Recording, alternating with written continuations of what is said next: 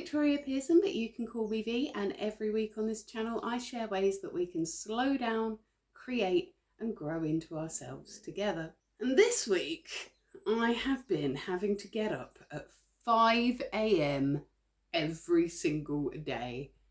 And I know that a lot of people do that for fun or on purpose. They do it as a wellness thing. Lots of people talk about the health benefits of it and how smug and great they feel about being up at 5 a.m. I am here to tell you, I hated every second of it. It was horrendous. When I die and I get sent to hell, that is what they are going to make me do. Get up at 5 o'clock in the morning, leave my house before past.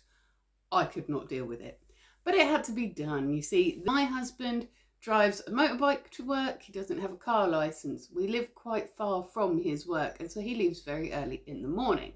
When he got home Monday night, he just about made it home with a huge puncture in his back tyre. It was hissing air out the whole way home. He just about made it, but it couldn't be repaired until the following Saturday. And so we had no choice. I had to get up at that time of the morning and take him into work. Now, luckily I guess, it was half term. And so that meant that I didn't have to panic about not being back in time to take my child to school. I didn't have to think, oh, he's going to be so tired at school because he's had to get up at 5 a.m. every day. But it does also mean that this half-term holiday that I have been waiting for, that I've been pushing through to get to so that I could have some later morning starts, I haven't had my later morning starts. I have had no rest whatsoever. I've been pushing through for 6 weeks, waiting for this 1 week period of rest. And then I had to get up at 5 o'clock in the morning. Not the most pleasant, to be honest with you. Did not enjoy, would not recommend. Now, I think this is true for everyone, but particularly for people like myself who have chronic illness or chronic pain or a disability that limits their energy. Rest is the foundation that we build everything else on. And without that proper bit of rest, I have noticed a lot of changes in myself. Now, I've watched videos before where people say they've tried out getting up at 5 a.m. and they feel amazing. They've suddenly got all this energy and their skin's really clear and they're sleeping great. That did not happen to me. What I discovered is that the longer the week went on, the worse it got. I thought maybe I would get used to it. Maybe by the Friday I would be waking up like, oh, this isn't too bad actually. Maybe I could be one of those 5 a.m. club people that gets up and works out in the morning. But that did not happen. As the week got on, it got worse and worse and worse. My first symptom actually that I was far too tired to function was when I became overwhelmingly sad. I had no reason to be sad, but I just woke up thinking, oh, I'm so sad about everything today. Everything is awful. Everything feels so emotionally heavy, and I feel like I could cry. And I didn't have any reason for that. So of course my brain then started trying to make up reasons. Maybe all of your friends hate you. Maybe you're a massive failure. Maybe everything that you've ever worked for in your life has just been pure nonsense and you've been wasting your precious time on this rock that's hurtling through space. But I'm getting good at interrupting my inner narrative now. So I checked in with myself and I was like, is any of that actually true? Or are we just looking for a reason to explain this heavy, sad feeling? And none of that was actually, well, maybe some of it was a little bit true, but that was not the reason that I was feeling sad. I was feeling sad because my brain could not process any other emotion at that point. It just needed to be flat. I then noticed that my head started to get heavier. My shoulders started to get heavier. Things were taking effort. Driving was taking much more effort than it normally would. Getting up off of the sofa to just do a simple little thing like make a sandwich or load the dishwasher felt like I was having to gear up to go on a trip up Everest or something. It has been absolutely horrible. Now you would think that with me being awake and active for far more hours of the day that I would start to feel really, really hungry all the time, maybe try and eat to get the energy. And that might not have been too bad of a thing for me actually, because I'm terrible at eating regularly. I often get hyper-focused on something and forget to eat, which isn't very good for my body. It makes me hold on to weight and makes my weight fluctuate all over the place, my blood sugar all over the place. I thought maybe this will improve with me getting up at 5 a.m. because I'm awake for so many more hours of the day, but no, I've just had no appetite whatsoever. I haven't been able to eat dinner all week long. I have just been living on toast because I just do not have the energy to eat, even if somebody else is cooking it. And I didn't expect that to happen. So my energy crashed, my mood crashed, my appetite crashed, and then my cognitive abilities crashed. And I will stand there holding a pencil, trying to remember the word for a pencil. All of the words just ran out of my brain, which is very distressing. If you happen to be a writer, just to suddenly not be able to remember basic words is quite alarming. And yeah, just generally speaking, haven't felt like my brain has been up to very much. I had to pause for a second then because this intruder has let himself into my house. This is my next door neighbour's cat and we've been looking after him this week. So he's been quite glad that I've been getting up early. And because it has been very hot, I've been letting him in my house to cool down rather than leaving him outside all day while the neighbours are away. And now he thinks that this is his house. So this week I have done what most people do when they feel like they're a bit too tired, but not like past the point of being unable to function. And I thought, what if I just push through?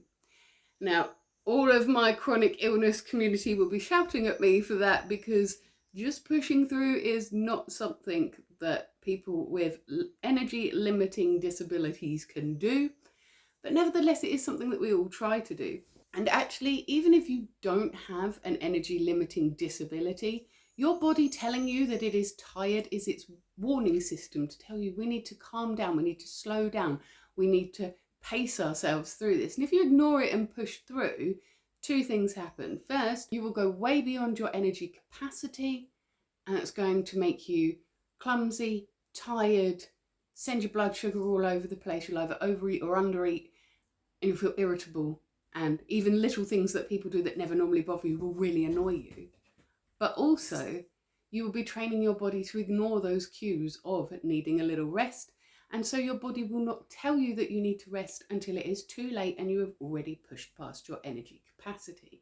In fact, what this week has taught me more than anything else is that there is no version of willpower that can replace rest. If I keep trying to push through, what happens is I lose my entire morning to just sitting there in a daze, and then my whole day is lagging out. Tiredness affects everybody's nervous system, and it did a real number on mine. My disability is hypermobility spectrum disorder, or HEDS, depending on which practitioner I'm talking to at the time.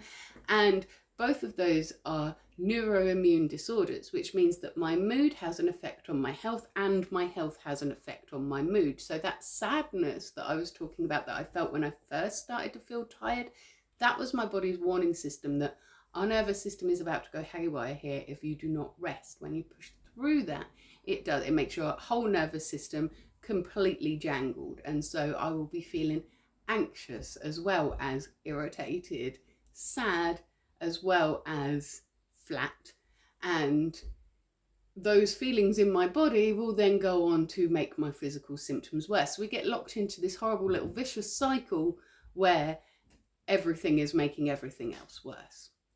Almost like I am in a complete gridlock traffic jam and I can't move any part without moving the other. I'm too hungry to sleep and too tired to eat, and my mood won't improve until my energy improves, but my energy keeps getting worse because my mood keeps getting worse. It's a bit of a catch-22. And when my nervous system is on high alert, that means that all the small things feel much, much bigger. Little noises are much louder. Little sensory irritations are much, much more amplified. I didn't just feel a bit blue, I felt very, very deeply sad. I didn't have any energy to do any of the fun things that I like to do, and I had a lot of fun things queued up for this week because it was half term. We were going to go out on some little adventures, we were intending to do lots and lots of creative things. All of that just got shunted aside because my body simply wouldn't cooperate. Even my revenge bedtime procrastination that I do a lot when I'm tired and I'm waiting to go to bed, but I feel like I shouldn't go to bed yet because I haven't had much of an evening yet. That is something that I suffer from a lot. I end up going to bed quite a lot later than I intend to most nights because of it. But again, this week that went out of the window. I was in bed by 10 last night, which is about 2 hours earlier than I would normally go. And I still feel utterly exhausted, even though I am only waking up 2 hours earlier than I was before. So maybe it's not so much about the hours of sleep that I've got, but the routine being off, the pattern of my day being off. Maybe it takes longer than a week to adjust to that, but like an acquired taste, I don't see the point in acquiring it. I will never ever be one of those people that wants to get up at 5 a.m. and I think I'm okay with that. So what did I do to solve it? Well, there wasn't a lot I could do. My husband had to go to work and I was the only one that could drive him. But what I'm not going to try and do is push through. I'm going to allow myself to be lazy, in massive air quotes. I'm going to allow myself to go into what I call low energy maintenance mode for the rest of the time. And as long as the people that are relying on me to be fed, like this cat and my kids, are getting fed, and as long as I am safe and the people that rely on me to keep them safe are safe, anything else can just be dropped this week. It really doesn't matter. It's all going to still be there next week, and I will be able to tackle it better if I have had a little bit of rest and not absolutely run myself ragged, pushing myself through severe exhaustion. I might not be able to fix it, but I can notice it in my body. I can notice where it sits in my body and how it affects my emotions. And I can do that without judging myself and do that without trying to optimize it or make it better or berate myself for not being the kind of person that can naturally wake up at 5 a.m. and think, I'm going to go for a run, because that is just never ever going to be me. So this is just a quick reminder, if you needed it today, to remember that rest is not something that you earn using productivity. Rest is a foundational need for your body. It is an essential part of maintaining your body. And it is really, really important that you are getting enough. You don't have to measure your energy levels against anyone else's, and especially not fitness influencers and 5 a.m. club runners and all those sorts of people who seem to have boundless energy and have it all together. Some people are Labradors in life, the rest of us are cats, and it is okay. A cat needs more rest than a Labrador does. After all, you wouldn't berate this little guy for wanting to sleep 16 hours a day. That's just what his body needs. So if you have felt especially heavy this week, especially with these record high temperatures that we have been going through, forgive yourself for it. Relax, listen to your body, because rest is essential maintenance and you don't owe anyone an apology for it. So join me on Monday for my next vlog, where I do not know what I'm going to be talking about because it will depend on my energy levels. I am in my listening to my body era, I am in my rest and recovery mode, and I am being gentle with myself about it. But I will be here Monday morning, 6 a.m. UK time, talking about something. And if you can't wait until then to see me again, I will be here every single morning in your shorts, taking a great big deep breath, letting you know what I'm grateful for. Sometimes I'm letting you know what's challenging me that day, because we all have a little rain in our lives, but I like focusing on the gratitude more, and I love when you join in with that, because when we build that daily gratitude habit, everything else becomes so much easier. So like and subscribe, or don't, I'm not your mum, but either way, you have yourself a magical week.